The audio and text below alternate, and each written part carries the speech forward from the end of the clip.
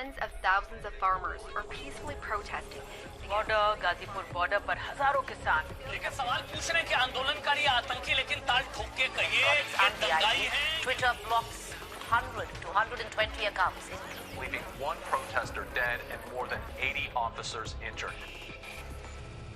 Hello, I'm Richard Gizbert, and you're at The Listening Post, where we don't cover the news, we cover the way the news is covered. Here are some of the media stories we're looking at this week. The farmers' protests in India. They keep growing, despite the Modi government's best efforts to contain the reporting on them. Sports stadiums are empty, but broadcasters are bursting with ideas on how to make up for the missing fans. China's CGTN TV. British broadcasting regulators have taken it off the air. They're not buying the channel's story on who controls its output. And oblivious in Myanmar. Coup or no coup, just keep on dancercising.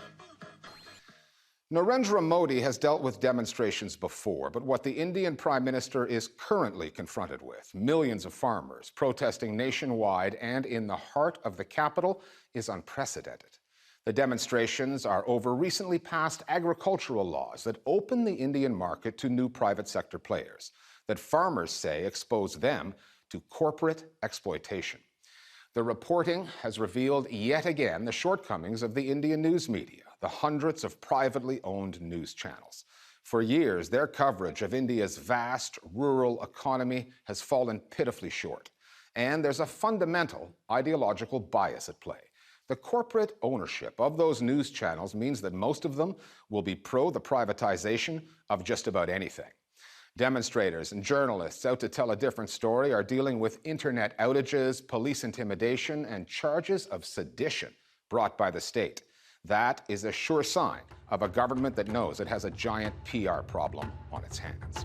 Our starting point this week is New Delhi.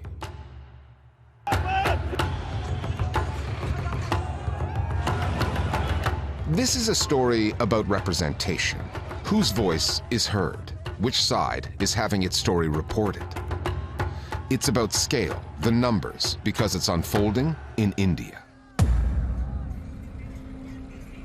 Hundreds of thousands of protesters, most of them farmers, representing an agricultural sector that more than 500 million people rely on for their livelihood. And it's about the more than 400 all-news channels, the thousands of Indian newspapers that the demonstrators say have let them down. Media का काम दरअसल में सत्ता और जनता के बीच एक ऐसी भूमिका निभाना होता है कि जनता के जो आंदोलन हैं उनकी आवाज़ जो है वो बने. This is a form of urban terrorism that has to be actually condemned, and any individual who was there should be arrested. Media अब सत्ता से सवाल करने के बजाय अब जो है विपक्ष से सवाल करने लग गई है. पत्रकार भाइयों से निवेदन है कि आप देश के लिए काम करें. The disgraceful way of protesting by the so-called farmers, and today they will not be addressed as farmers. These people are hooligans, these are goons. ये मंत्री संतरी तो 5 साल के हैं, ये तो चले जाएंगे सब. आपकी जो जनता है, जो देश के वासी है, उनका साथ देना चाहिए. बड़े चैनल वालों, मैं आपसे एक बात बता देता हूं कि झूठ की भी एक सीमित होती है. जब तक आप भी गलत हैं, आपको बिल्कुल सब कुछ स्पष्ट क्लियर है.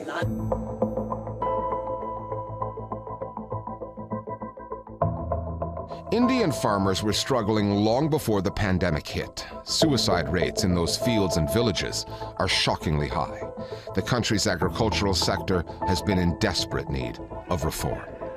What brought the protesters, many of them Punjabi Sikhs, to the capital was the passage of 3 new laws that significantly reduced the regulatory role the state has long played in Indian farming. Prime Minister Narendra Modi says he's out to unshackle the food industry of regulators and bureaucrats to drive growth. The farmers argue the new laws were rushed through Parliament and leave them at the mercy of the large corporations they must deal with to get their products to market, companies whose hunger for profits can be insatiable.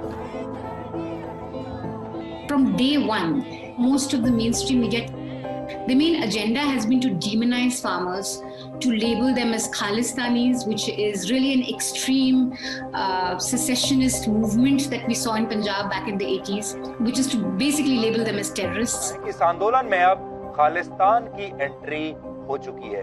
To say that these guys actually don't know what they're protesting about, that they are illiterate, they haven't even read the laws, they're just out there to create a nuisance. Part of the reason that we are getting this kind of very skewed pro-government coverage is to do with the ownership structures and the representation in the newsroom. There were abuses being hurled at the Prime Minister and at the current government. Ownership in India of media is limited to a handful of families who have corporate backgrounds.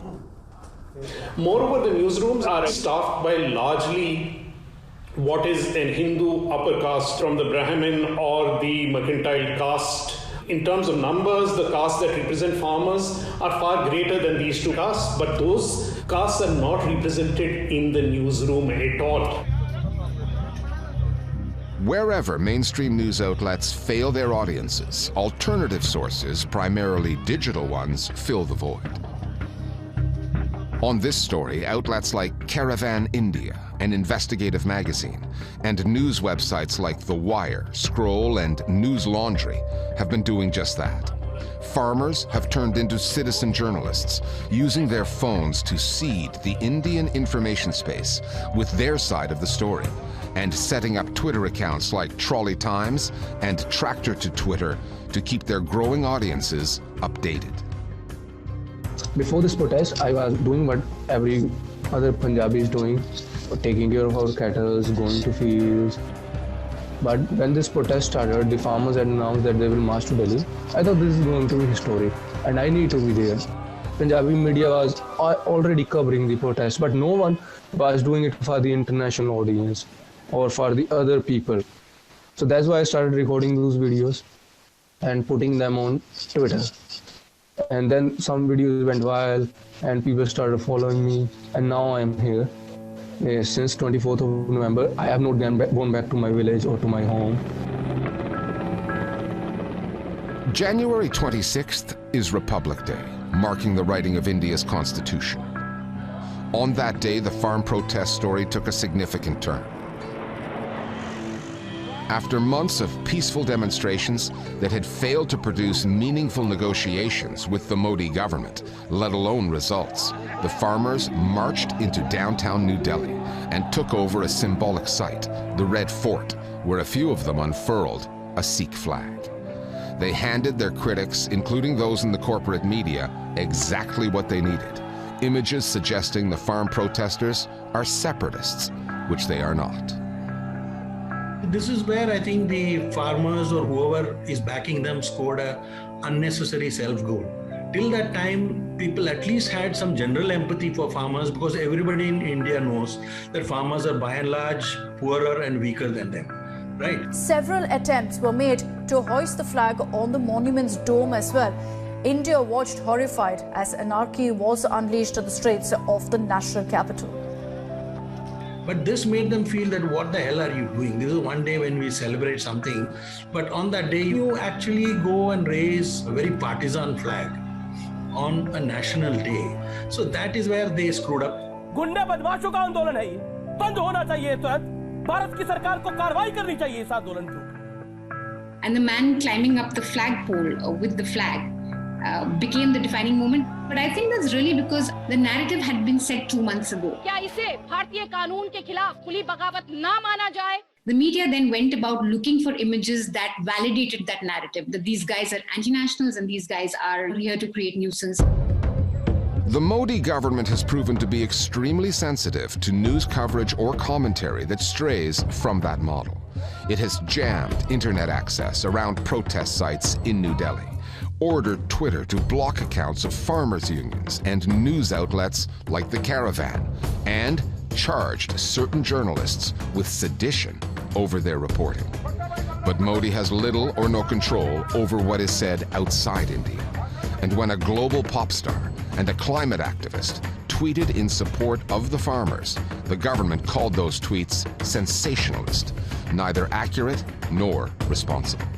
The BJP's followers told the outsiders to butt out.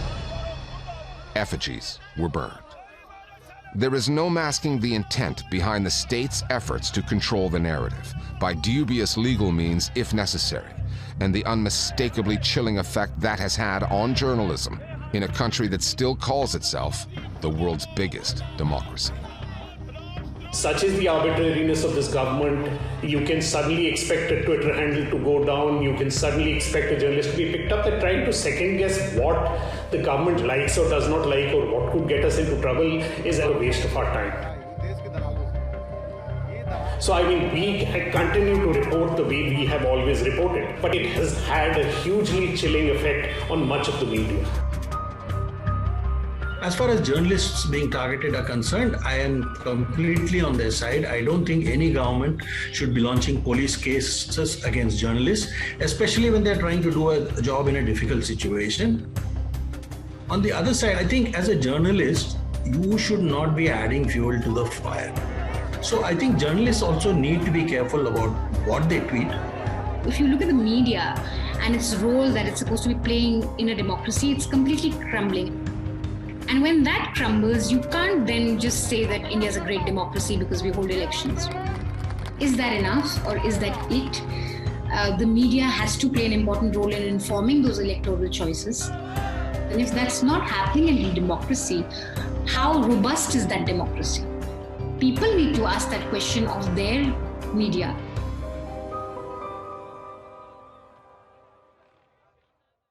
Turning to the UK now, where the broadcasting regulator, Ofcom, has taken CGTN, that's the English language international news channel that's funded by the Chinese government, off the British airwaves. Flo Phillips has been in touch with Ofcom over this. Flo, is this the final nail in the coffin for CGTN in the UK? And if so, what led to it? Issues over ownership, Richard.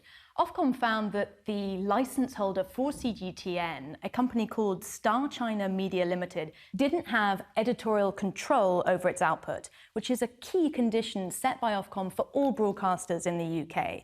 Now, CGTN did try to transfer the license, but Ofcom wasn't satisfied with the new body, suggesting that it was ultimately controlled by the Chinese Communist Party, also not allowed under UK broadcast law. Now, when I spoke to Ofcom, they said that they'd given the network, quote, numerous opportunities to come into compliance, but it hadn't done so. So they considered it appropriate to withdraw the license for CGTN to broadcast in the UK. And this past Thursday, it was taken off the air. Ever since 2019, when the channel launched in the UK, built that big broadcast centre in London, it's been in and out of difficulty with Ofcom, but typically out of the content, its news output. This was an ownership issue. Presumably, that's an easier thing for a regulator to nail down. Exactly. Last year, Ofcom cited 2 breaches by CGTN relating to news content. In May, it found that the network had failed to preserve, quote, due impartiality in its coverage of the Hong Kong protests. And then just 2 months later, it upheld a complaint by a former British journalist, Peter Humphrey, that in 2013, CGTN, formerly known as CCTV, had improperly broadcast a confession that he had actually been forced to make on camera after getting arrested in Shanghai. Now, Ofcom has put out a statement saying that they're due to reach a decision shortly on sanctions against CGTN relating to a variety of ongoing investigations, but that they have nothing to do with the ruling that's come down this week. So where does the story go from here? Do we await the inevitable tit-for-tat response from Beijing? Well, that is the pattern when it comes to China and Western countries and their sparring over different journalistic practices and brands. This is CGTN. The day after Ofcom's ruling, CGTN came out swinging, saying that the entire investigation had been, quote, manipulated by extreme right-wing organisations and anti-China forces. And while this ruling only affects CGTN in the UK, for a channel that was launched to improve China's global image with English-speaking audiences and has sunk a significant amount of money into that London hub, it's got to be a real setback. Okay, thanks, Flo. This week marks one of the marquee events on the American sporting calendar. It's Super Bowl Sunday, the National Football League's championship game, which will kick off in Tampa, Florida. Social distancing requirements there mean that 2/3 of the seats will remain empty. However, with so many fans stuck at home, the TV ratings ought to be just fine. This pandemic has emptied sports stadiums of fans. It's forced leagues and broadcasters to put on their thinking caps. As a result, live sports coverage has turned into one of the most innovative and creative spaces in the television industry. We've seen cardboard cutouts of football supporters, robot cheerleaders, CGI crowds, fake fan sounds. Sometimes the gimmicks are as entertaining as the players on the field. The Listening Post's Johanna Hughes now on watching sports in pandemic times and the lengths that broadcasters will go to keep fans tuning in. Welcome to Anfield. As you can see, it's a little bit eerie, certainly with what we might have been expecting. It's been a huge watershed moment. The pandemic transformed sport, how we broadcast. Obviously, sport runs on passion and emotion, and some of the games lack the intensity and the passion because there were no crowds there. You certainly lack it from a TV experience. When we first kind of went under, the thought was, oh my God, there's no fans, we can't possibly do this. It was definitely harder without, the spectacle and fans. The most important economic aspect of sport is the TV audience. But the TV audience needs co-present audience. I liken them to extras on a film, except they pay to be there. So you can't have a battle scene without extras, and I don't think you can have a really compelling TV sport contest without an audience on screen. And so, as the players have come back onto fields, pitches and courts around the world, sports leagues and broadcasters have pulled out every trick in the book, and some new ones, to create the illusion that the audience, the spectators, never really left. Lil Wayne, look close. There's Wheezy right there. Efforts to recreate the fans in the seats have ranged from high-tech creative Cardboard cutouts, and he almost took that guy's head off, to quite questionable and basic,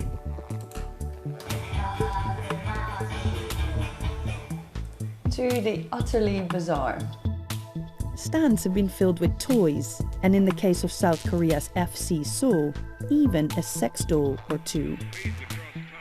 Some major broadcasters, however, including Sky Sports and BT in the UK, have decided it isn't so much the visual presence of supporters as much as their audio impact that really gives fans the sense that they are watching with a crowd. Sky Sports was one of the first networks to go all in with audio. For its coverage of the Premier League, it teamed up with EA Sports, the company behind the FIFA video games. They have one of the most extensive and sophisticated libraries of sound effects, which is actually what makes their games as immersive as they are. Sky Sports acquired those sounds, and they are now key to the viewing experience that they are trying to create. And audio engineers like Adam Peri have their work cut out for them. Fortunately, we were given that freedom as operators to try and really tell a story. We weren't just pushing a button and then hoping for the best. So I would go through, I would listen to each individual chant, and on this occasion I have 10 per club. Another sound that we have available is a bed, and it's kind of just the sound of a stadium as if people are mingling, kind of looking for their seats. So I'd bring in those chants again. So starting to kind of build up, how you feel the game might sound as it's live. And then against that, what I would be checking is my goal reactions. So I can push it really loud, or I could have it soft. But sometimes what can happen is you may think it's a goal, so you'll trigger the goal sample. Albert Lewin's at the far post and the ball. But then you realise, as the commentators are speaking and explaining, unfortunately the player missed, you're kind of like, oh, I've got that wrong. And then what we are able to do, if we're fast enough, is then trigger off a miss reaction. Post and the ball speeds across. And then kind of cover up the mistake. Despite all the work going into the audio design of these games, initially it looked like the fake sounds wouldn't catch on. When the Premier League resumed in June, Twitter was alight with skeptical fans. However, Sky Sports says that 75% of those watching at home, and it definitely includes me, prefer the audio enhanced option over the silent one. Sports broadcasting is a big money business. Standard Media Index, a company that tracks TV ad spending in the United States, estimates that the suspension of just one league, the National Basketball Association or NBA, cost ESPN, TNT and ABC almost $250 million. To ensure advertisers would return and that fans continue to see value in their sports channel subscriptions, some broadcasters have gone deluxe. They aren't just faking sounds of the live event, they are using augmented reality technology to create the visuals of a packed arena. I just logged on to what I think is going to be quite a bizarre experience, the NBA's virtual fan zone. The league teamed up with Microsoft to live stream supporters into the stands, and I just took one of those virtual seats. It means I can cheer on the players, I can interact with all the other digital fans in the seats, all while sitting on my sofa on the other side of the Atlantic. Fox Sports took it even further. For its coverage of Major League Baseball, it has populated the stadium with computer-generated fans. Using graphical gaming engines, we had visually replaced the crowd, and this wasn't to trick or fool the audience into thinking there actually was a full crowd, but just to normalize the experience. And we felt that, again, as game presenters, seeing that full stadium was something that the audience could appreciate. However, when you choose to visually replace crowd, it's exponentially more difficult because you need to accurately track all of the cameras, make sure that you have laser scans of the stadiums to map the crowds in, and then finally figure out how they should be reacting. So there is a litany of complexity involved with that. These visual developments are working with the developments in sound to try and get as close to reality, the simulation of reality, as possible. They have had to give everybody a sense, the dedicated viewer, the casual viewer, that this is worth watching. It is not an inferior product. It's not absurd. If it is a fake, then it's a clever fake. You are, just as with any other kind of fictional television program, you're willing to suspend your disbelief. When it comes to manipulating viewing experiences, some TV networks have had an advantage.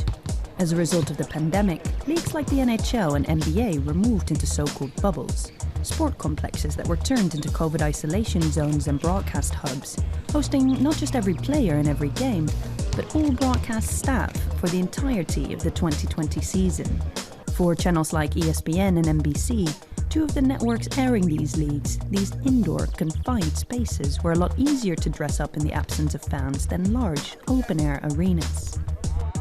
Number one, I think, is logistics. Number two, it's just depending on what the sport can bear. For instance, in NASCAR, which was one of the other first sports that was back, by not having fans allowed us to use some camera angles that we hadn't used before. So there's definitely some pluses and minuses in terms of what you're able to do. There have been a lot of positives. One of the big wins has been the choice of being able to listen to the game, the natural sound of the game. And I think what you've been able to pick up is a lot of tactical conversations. You know, fascinating to hear people like Pep Guardiola and Jurgen Klopp, how they go about coaching their teams on the benches. The coronavirus isn't going anywhere just yet, and so for the time being, the fans in the stands are going to be mostly digital ones. For people tuning in from home, despite all the advanced graphics and audio tricks, sports programming may never match the heights of its pre-pandemic quality. Because when it comes to televised sporting spectacles, it's not just about what the players bring to the field, it's also about what the broadcasters and the crowds bring to the game. And finally, unless you had your feeds switched off this past week, you probably saw the video of that dancer-size instructor in Myanmar doing her thing on camera, blissfully unaware that the military vehicles on the move right behind her were on their way to conduct a coup d'etat and arrest Aung San Suu Kyi. She just kept on dancing. Very 2021. Can you imagine such a thing happening back in the day, with a story like the fall of the Berlin Wall or the protests at Tiananmen Square? Because the internet can. We'll see you next time here at The Listening Post.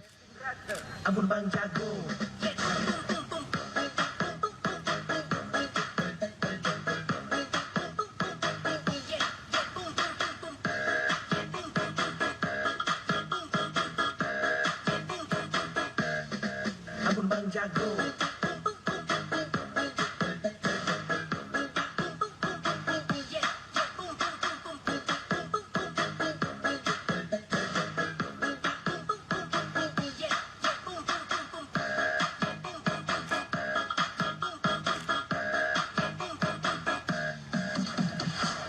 Kalian merasa tinggi, biar ku merendah. Kalian merasa hebat, biar ku yang lemah.